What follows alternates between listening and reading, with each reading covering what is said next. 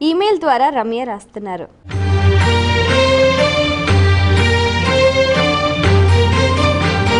శ్రీరామనవమి రోజున రామచంద్రుణ్ణి ఎలా పూజించాలి తెలియచేయగలరు అంటూ రాస్తున్నారు. రామచంద్రుని పూజించడము అంటే కొబ్బరికాయలు, అరటిపళ్ళు, ధూపాలు, దీపాలు, నైవేద్యాలు, ఎక్కడ లేని వస్తుద్రవ్యాలు పెట్టడంతో పాటు ఆయన గ్రంథమైనటువంటి శ్రీమద్ రామాయణాన్ని చదవగలగాలి. బాగా ఆలోచించి కనీసం ఆయనకున్నటువంటి 16 గుణాలు కాకపోయినా ఒక గుణాన్నైనా సరే కొంతైనా పాటించాలనే దృఢత్వంతో కానీ ఉన్నట్లయితే అది నిజమైనటువంటి పూజ అవుతుంది. అంచేత రామచంద్రమూర్తిలో కనిపించే గుణాల్లో ప్రధానమైన ధర్మం అదొక్కటే గుణం. ప్రధానమైన గుణం ధర్మం మాత్రమే. రామో విగ్రహవాన్ ధర్మ. కుటుంబాన్ని ఎలా పరిపాలించాలో, కుటుంబాన్ని ఎలా జాగ్రత్తగా నడపాలో అది చూపించాడు. నాన్నని ఏ విధంగా గౌరవించాలో చెప్పాడు. ఎక్కడ గౌరవించాడండి? వద్దు వద్దు వెళ్ళొద్దంటే పారిపోయాడుగా ఇంట్లోంచి అంటారు మామూలుగా. ఒక్కటి గుర్తుంచుకోవాలి, ఓ శ్రీమద్ రామాయణాన్నో, భారతాన్నో, భాగవతాన్నో నోటికి వచ్చినట్టుగా మాట్లాడాలంటే మనందరికంటే ఎక్కువగా చదవాలి శ్రీమద్ రామాయణ, భారత, భాగవతాన్ని. ఏదో ఇష్టం వచ్చినట్టు మాట్లాడేటటువంటి పట్టించుకోవాల్సిన అవసరం లేదు. ఏదో వాక్కుంటూ ఉంటాడు అనుకోవచ్చు. తిట్టాలి అంటే ఎక్కువ చదవాలి, పొగడాలి అంటే చదవాల్సిన అవసరం లేదు.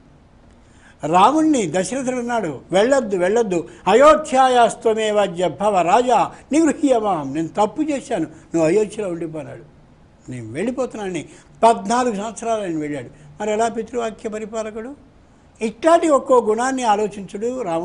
రామునికి పూజ చేసుకోవాలి. పురా భురత నమతరంతే సముద్వహన్ మాతామహే సమాశ్రౌషీత్ రాజ్యశుల్కమనుత్తమం. భరతుడితో అన్నాడు, ఏం లేదురా, మన నాన్న నీ తల్లిని వివాహం ఆడబోయేటటువంటి సందర్భంలో రాజ్యాన్ని మొత్తం ఇచ్చాడురా.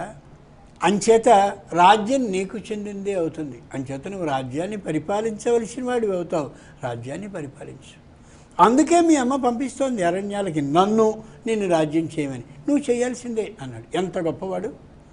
మరోడైతే ఈ విషయం తెలిసినా కూడా నేను రాజుని అయిపోయిన తర్వాత నీకేమిటో రాజ్యం అనేస్తాడు తప్ప ఇలా అంటాడా? అంచేత రాముడు భరతుని చేత రాజ్యాన్ని కొంతకాలం పాటు ఏలించి నాన్న యొక్క మాటని నిజం చేయడం కోసం చేశాడే. ఎంత గొప్ప ధర్మాత్ముడు! అలా రాముని ఒక్కొక్క గుణాన్ని తలుచుకుంటూ ఆయనకి నమస్కరిస్తూ ఉంటే అది నిజమైన పూజ. అంచేత రాముడిని పూజించడం అంటే కేవలం అరటిపళ్ళు, కొబ్బరికాయలు ఇవన్నీ చేసేసి అమ్మయ్య రామ పూజ ఎంత బాగా చేశాను అంటే అది చేసినట్టే. కానీ అది 50%. మిగిలిన 50% ఆయన గుణాలని గురించి మనం తెలుసుకోగలగాలి. అది నిజమైన పూజ అవుతుంది. అలా పూజ చేసుకోవాలి మనం సూచిస్తాం.